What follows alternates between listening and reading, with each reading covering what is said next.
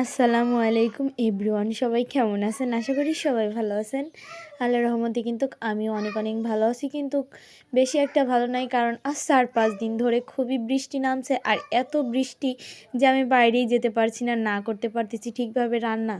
দেখুন কি সুন্দর বৃষ্টি পড়তেছে, একদিকে আল্লাহর রহমত, অন্যদিকে কিন্তু আমাদের একটু অস্বস্তিও হচ্ছে, কারণ বেশি বৃষ্টি হলে কিন্তু রান্না বাড়া করে খাওয়া কিন্তু খুবই অসুবিধা। আর যেহেতু আমরা গ্রামে বসবাস করি, সেহেতু আমাদেরকে মাটির চুলাতে রান্না করতে হয়। তো অতএব আমাদের গ্যাস নেই, যদি মাটির চুলায় রান্না করি তাহলে কিভাবে রান্না করব? দেখুন, ওই তো আমাদের মাটির চুলা, তো ওইখানে ভিজতি।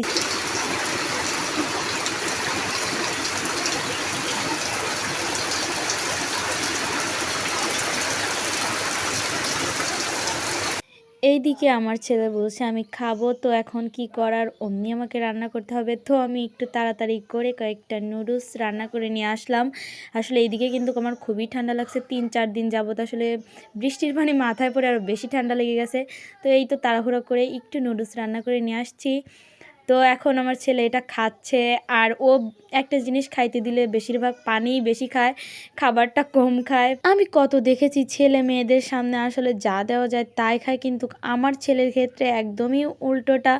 আমার ছেলের খাইতে ইচ্ছে করলে খাবে, না খাইতে ইচ্ছে করলে খাবে না।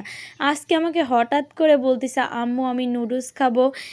অন্য দিন কিন্তু ওকে মানে সাইদেও খাওয়ানো যায় না, আজকে হয়তো ওর খিদে লেগে গেছে আর খাচ্ছে, আর বলতেছে মা দারুণ হয়েছে। কিন্তু আসলে বাচ্চারা যদি খায় তাইলে কিন্তু মায়ের কতটা শান্তি লাগে, আর যে বাচ্চাটা না খায় তার মায়ের যে কতটা খারাপ লাগে একমাত্র কিন্তু মারাই বুঝবে। আসলে সন্তানদেরকে সেদে সেদেও খাওয়ানো যায় না, কি বলবো। আমার ছেলের ক্ষেত্রে একদমই এটাই।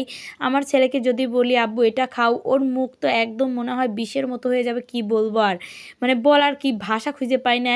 আজকে হঠাৎ করে চাইছে, আমি তো মানে খুশিতে আত্মহারা হয়ে গেছি যে আমার ছেলে আমার থেকে খাইতে চাইছে। কিন্তু অন্য দিন তা হয় না, আমি তার মুখের সামনে নিয়ে যা বলি আব্বু এটা খাও এটা খাও, কিন্তু না, ও খায় না। ও আজকে খাচ্ছে আর বলতেছে দারুণ হয়েছে দারুণ হয়েছে, কি বলবো। আমি তো শুনে পুরোই অবাক হয়ে গেছি। বলতেছে আব্বু তোমার দাঁত দেখি তো কয়টা আছে। এইদিকে দেখুন, আমার ছেলের দাঁত কিন্তু সব একদম পোকা খায় হেলাইছে, কারণ আমার ছেলে প্রচণ্ড চকলেট মানে প্রেমিক একটা মানুষ। চকলেট হলে আর ওর কিছুই লাগে না, চকলেটটা এত ভালোবাসে। আর আমার ছেলে যখনই চকলেট কিনে চায় আমি অমনিতেই নিয়ে এসে দিই, কারণ আমার ছেলে যেহেতু কোনো খাবার খায় না, চকলেটটাই ও বেশি পছন্দ করে। আর ওই যে দেখতেই পাচ্ছেন, শুধু বলতেছে আম্মু দারুণ হয়েছে দারুণ হয়েছে। আরে বাবা তুমি এখন তো খাও, আর বলতে হবে না, আমি এটা বললাম না। এইদিকে ও তো শুধু মানে আমার সঙ্গে এটা থুয়ে ওটা, ওটা থুয়ে ওটা বলতেই আছে, কি বলবো।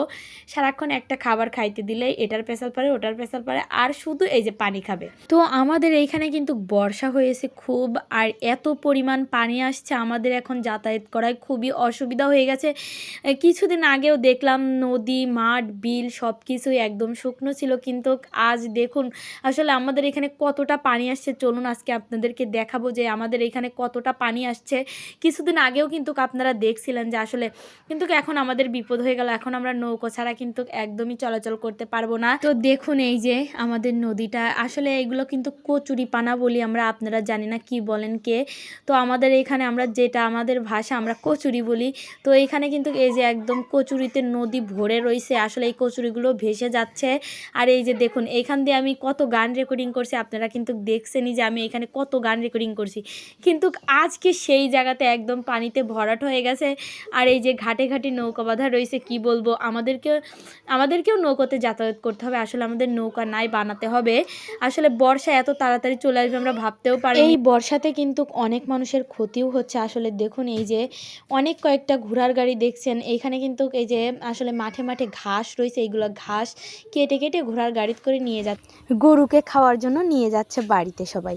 তো এই যে দেখতেই পাচ্ছেন এই যে নদীটা কিন্তু একদম পরিষ্কার হয়ে গেছে। কচুরি ছিল কিছুক্ষণ আগেও, আসলে পানিটা এত জোরে যাচ্ছে কি বলবো, একদম পরিষ্কার হয়ে গেছে। আর এই যে ছোট ছোট ডিঙ্গি নৌকা দেখতেছেন, এই নৌকাতে কিন্তু মাছ ধরতে যাচ্ছে আসলে। আর এই যে স্যালন নৌকাগুলো দেখতেছেন, এই নৌকাতেই কিন্তু আমাদেরকে যাতায়াত করতে হবে। এখান থেকে যেতে 5 টাকা ভাড়া লাগবে, এরকম একটা কাহিনী হয়ে গেছে। আসলে কি বলবো, একদিকে ভালোই হয়েছে কারণ হাঁটি যাওয়া বাঁচিছি, কিন্তু অন্যদিকে কিন্তু ঝামেলা হয়ে গেছে। আসলে যাদের গরু বাছুর আছে তাদের ঝামেলা হয়ে গেছে। তো এইখানে দেখতে পাচ্ছেন আমাদের গাছে কতগুলো পেঁপে ধরছে, আসলে অনেক পেঁপে ধরছে, কিন্তু দুঃখের বিষয় পেঁপে গাছটা মনে হয় রাতের ভরেই মানে একদম মরে যাবে নি, কারণ গোড়ায় যেহেতু পানি চলে আসবে। পেঁপে ধরছে কিন্তু মাশাআল্লাহ অনেক পেঁপে ধরছে। আসলে আমাদের বাড়িতে অনেক পানি হয়, কারণ এক হাত জায়গা একটু জাগো থাকে একটু। আর গাছেও দেখুন কতগুলো আমড়া ঝুলতেছে, অনেক সুন্দর আমড়া ধরছে। তো যাই হোক, আজকের ভিডিওটা আপনাদের কাছে কেমন লাগলো? আসলে আমি নিয়মিত ভিডিও দিতে পারি না, কারণ ভিডিওর কালারটা ভালো হয় না। আমার মোবাইল দেখেই বুঝতে পারছেন, মোবাইল কিনছি ঠিকই কিন্তু আসলে আমি ভিডিও করে আরাম পাচ্ছি না, এর কারণে আমার ভিডিও করতে মন চায় না। আজকের ভিডিওটা এই পর্যন্তই। আল্লাহ হাফেজ।